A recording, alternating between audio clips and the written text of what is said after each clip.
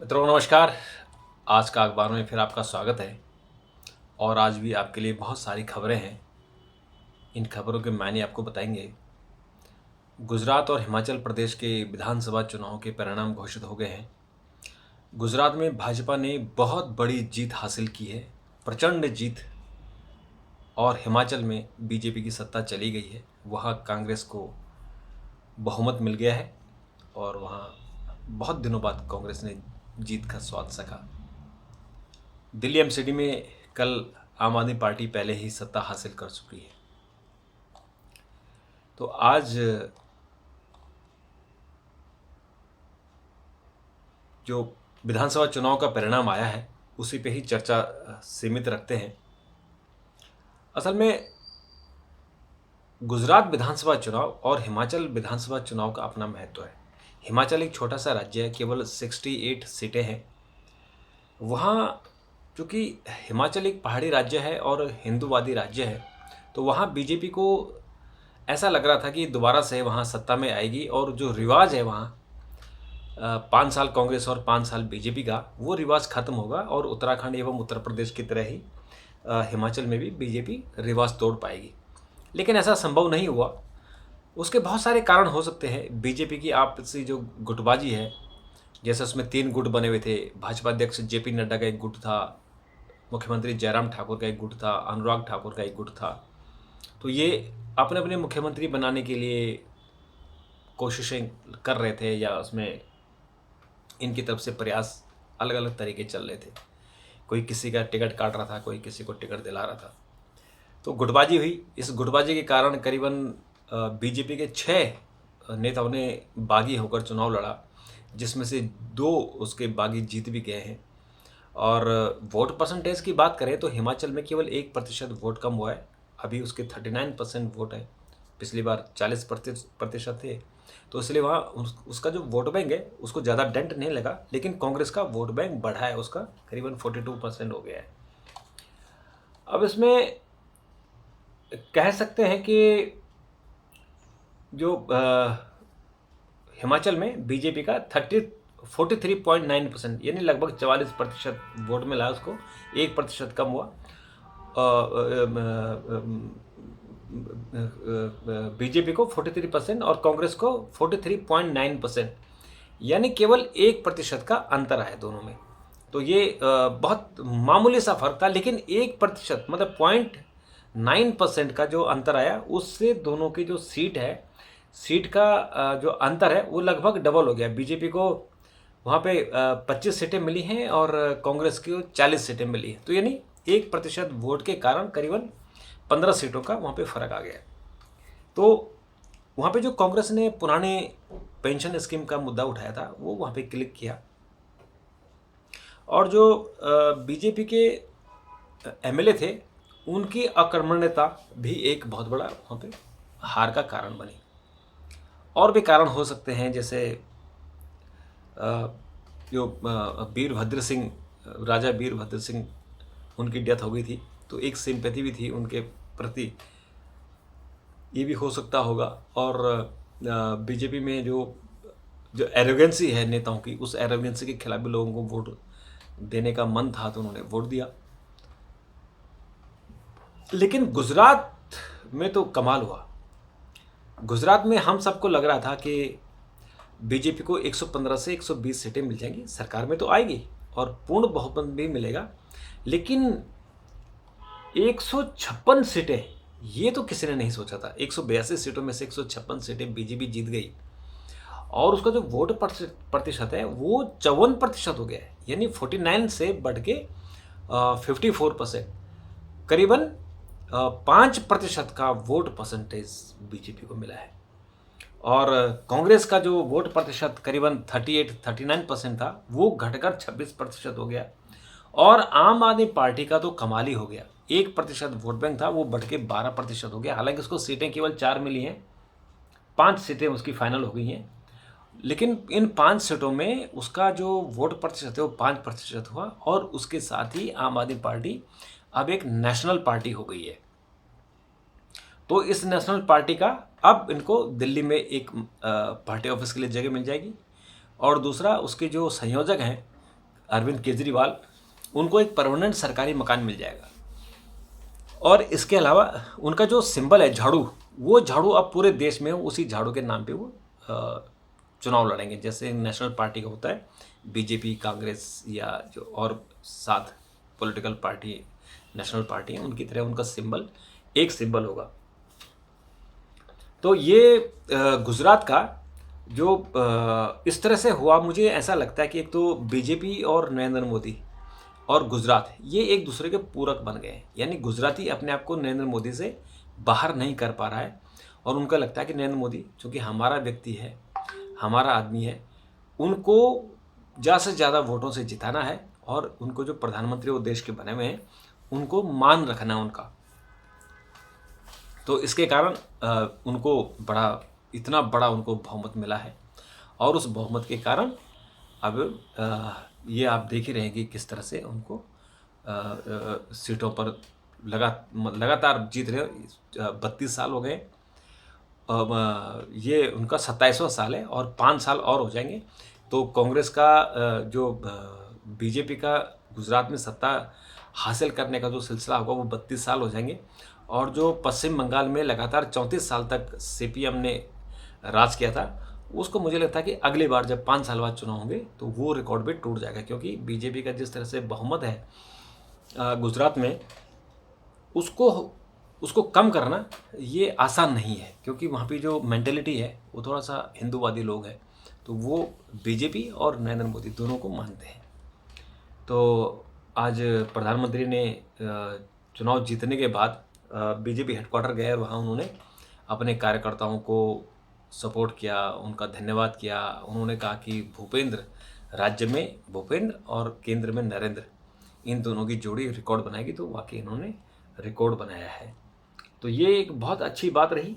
और इस बात का, इसमें तो सबसे अच्छी बात रही कि तीनों पार्टी, कांग्रेस, आम आदमी पार्टी और बीजेपी, ये इन तीनों राज्यों में ये तीनों पार्टियां ही लड़ रही थी, बाकी नहीं थी। तो इन पार्टियों को कुछ ना कुछ इनके हिस्से में चला गया। जैसे दिल्ली नगर निगम आम आदमी पार्टी के हिस्से में चला गया, गुजरात में 12% वोट पाकर आम आदमी पार्टी नेशनल पार्टी बन गई है, और कांग्रेस को हिमाचल प्रदेश की सत्ता मिल गई है। यानी तीनों पार्टियों को कुछ न कुछ मिला, तीनों पार्टियां खुश।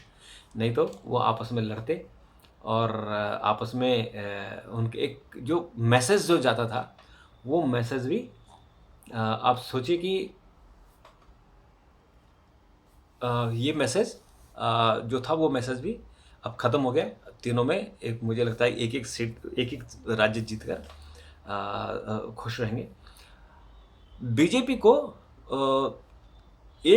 दो के मुकाबले 1 पर जीत मिली, यानी 2 पर हार मिली है और 1 पर जीत मिली है। लेकिन बीजेपी ने जिस तरह से इसको प्रचार किया है, ऐसा लगता है कि बीजेपी को 3-0 की जीत मिली है। हालांकि ऐसा नहीं है, लेकिन उसके बावजूद ऐसा हुआ।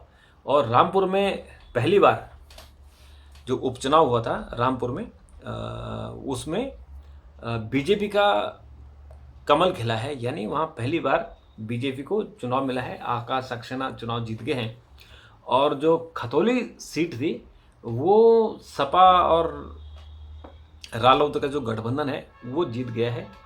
और जो आपकी जो मैनपुरी लोकसभा उपचुनाव हुए थे मुलायम सिंह जी के निधन के बाद, उस सीट पर उनकी बहू डिम्पल यादव जीत गई है, और वो परिवार दोबारा से एकजुट हो गया। जो शिवपाल यादव अलग हो गए थे अखिलेश से, इस चुनाव में वो इकट्ठे हो गए। और अब मुजफ्फरनगर की जो 5 सीटें हैं, उन पर 4 सीटों पर विपक्ष का कब्जा हो गया है। यानी बीजेपी का जो वहाँ बहुमत था, और जो वहाँ मुजफ्फरनगर दंगों के कारण बीजेपी को महत्व मिला था, अब वो उपचुनाव के कारण 4 सीटों पर विपक्ष काबिज हो गया है, और ये बीजेपी के लिए चिंता की बात है। इसके अलावा मित्रों, जो आपका एमसीडी चुनाव की हमने कल बहुत चर्चा कर ली थी। और एमसीडी चुनाव का मतलब था कि दिल्ली में जिस तरह से बीजेपी का 15 साल का राज था वो ख़त्म हुआ, और आम आदमी पार्टी ने बहुत बड़ी जीत हासिल की थी। 250 सीटों वाली नगर निगम में 134 सीटें आम आदमी पार्टी को मिली थी। उसका वोट प्रतिशत भी करीबन 42% बढ़ गया और बीजेपी का वोट प्रतिशत नहीं कम हुआ था, उसकी सीटें भी 104 हैं, लेकिन आम आदमी पार्टी का वोट परसेंटेज बढ़ने के कारण और कांग्रेस का वोट प्रतिशत बिल्कुल ख़त्म होने के कारण वहाँ पे आम आदमी पार्टी को सत्ता मिल गई और अब मेयर जो होगा वो आम आदमी पार्टी का होना चाहिए। अगर उसमें कोई खेल नहीं हुआ, तो कोई राजनीति नहीं हुई, तो वही होगा। इसके अलावा मित्रों पार्लियामेंट चल रहा है और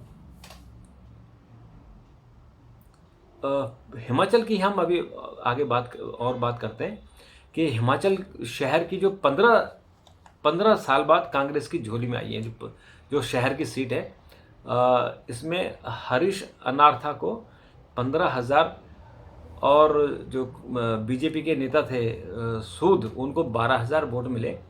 तो शिमला की सीट है जो 15 साल बाद कांग्रेस की झोली में आई है। इससे जो गुजरात का चुनाव हुआ है, इस चुनाव से मोदी का रुतबा बढ़ेगा। रुतबा इसलिए बढ़ेगा कि प्रधानमंत्री का जो सीटों का जीतने का जो प्रतिशत है, वो स्ट्राइक रेट उनका ज़्यादा है और गुजरात में जो उनके नाम पर वोट पड़े हैं, जैसे रिकॉर्ड बना है 156 सीटों का, तो उसके कारण उनका रुतबा बढ़ेगा। और मोदी ने भी जो आज उनके बीजेपी हेडक्वार्टर में उन्होंने अपने कार्यकर्ताओं को संबोधित किया था, तो उसमें उन्होंने कहा कि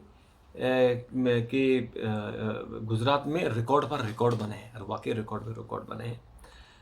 एक रिकॉर्ड नहीं, ये कई तरह के रिकॉर्ड हैं और उन रिकॉर्डों के कारण ही आज ऐसा हुआ है। मित्रों, अगर हम थोड़ा विदेश की बात करें तो पुतिन ने कहा कि परमाणु युद्ध का खतरा बढ़ गया है और उन्होंने कहा कि इराक के घरेलू मामलों में अमेरिका नाटो दखल कर रहा है। तो इसका मतलब ये है कि रूस अब ईरान को सपोर्ट कर रहा है। तो इसमें जैसे कि जो नाटो कंट्री हैं वो यूक्रेन को सपोर्ट कर रहे हैं और रूस के सामने एक परेशानी खड़ी कर रहे हैं, तो ऐसे ही अब रूस ने इराक का पक्ष लेना शुरू कर दिया। तो ये तनाव और बढ़ेगा और इस तनाव के खतरनाक है। तो आज पुतिन ने खुद ही बता दिया है कि वो ये जो युद्ध है वो कहीं परमाणु युद्ध की तरफ न चला जाए। तो ये एक खतरा है। जिम्बाब्वे के सांसदों ने देखी संसद, आज जिम्बाब्वे के प्रतिनिधिमंडल आया हुआ था और उन्होंने संसद हमारी देखी और बड़े खुश हुए। उन्होंने हमारा जो आज संसद में सौभाग्य था कि बड़े स्मूथली काम भी हुआ, चर्चा हुई, लोकसभा में प्रश्नकाल भी ठीक ठाक हुआ और बाद में खेलों को बढ़ावा देने के लिए 193 के तहत चर्चा हुई। और एक खबर आई कि दुनिया के चौथे सबसे निचले पायदान पर पाक का पासपोर्ट है, पाकिस्तान का जो पासपोर्ट है उसको जो दुनिया के देश है उन देशों में उसको नीचे से उसको 95वां स्थान मिला है। यानी उसको उसके पासपोर्ट की कोई औकात नहीं बची हुई है।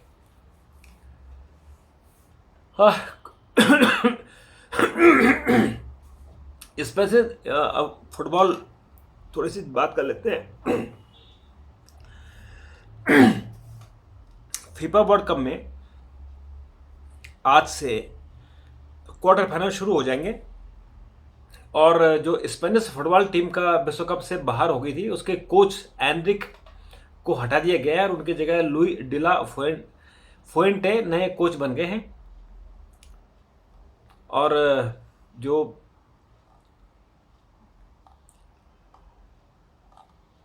इसका सब लोग इंतज़ार कर रहे हैं कि क्वार्टर फाइनल शुरू हो और आज का जो मुकाबला है उसमें ब्राज़ील का भी इसमें मुकाबला है। तो लोग इसको, मुझे लगता है कि ब्राज़ील इसको देखेंगे और दुनिया देखेगी और बहुत मज़ेदार ये मैच होने वाला है।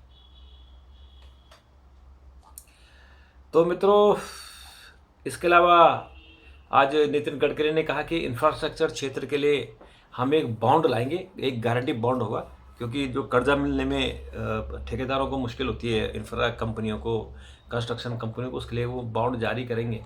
तो 19 दिसंबर को पहला बॉन्ड जारी होगा और रेपो दर में एक और वृद्धि कर सकता है रिजर्व बैंक, ऐसा अनुमान लगाया गया है, क्योंकि अभी उसने हाल ही में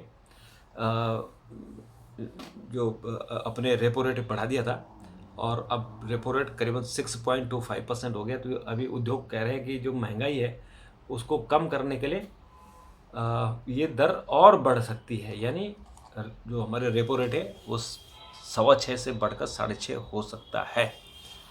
तो मित्रों आज इतना ही, कल फिर आपसे मुलाकात करेंगे। आपसे मैं गुजारिश करता हूँ कि अपना रिएक्शन दीजिए और मुझे बताइए कि इसमें कैसे सुधार करना है। मैं फिर इसमें और कुछ करने की कोशिश करूँगा। तब तक के लिए नमस्कार, धन्यवाद, थैंक यू।